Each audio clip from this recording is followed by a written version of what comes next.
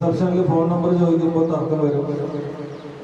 ഫാർമസിയിൽ നിന്ന് മരുന്നുണ്ട് അങ്ങനെയല്ലേ ഇങ്ങനെ തർക്കം വരുമ്പോൾ നമ്മൾ ക്ഷമ പാലിക്കാനും മൗനം പാലിക്കാനും പഠിച്ചതിനെ പറ്റുള്ളത് ബോധപൂർവ്വം ആലോചിക്കണം. ഞാൻ നിങ്ങളോട് പറഞ്ഞു എന്നുള്ളത് തന്നെ നിങ്ങൾ സീരിയസ് ആയിട്ട് ശ്രദ്ധിക്കണം കേട്ടോ. ഒരാളോട് തർക്കിച്ച് അങ്ങോട്ട് തട്ടിക്കയറുന്ന സ്റ്റാഫ് ഉണ്ടെന്നുണ്ടെങ്കിൽ ഞാനിപ്പോൾ പറഞ്ഞ പോലെ ചീഫായിട്ട് അസിസ്റ്റന്റായിട്ട് ഓരോ ഡിപ്പാർട്ട്മെന്റിലും ആളെ അറേഞ്ച് ചെയ്തവർ എന്നെ അറിയിക്കേണ്ടതുണ്ട്. അങ്ങനത്തെ ഒരു പെരുമാറ്റം നമ്മൾ സ്റ്റാഫിൻ്റെ അടുത്ത് ഉണ്ടാവരുത്.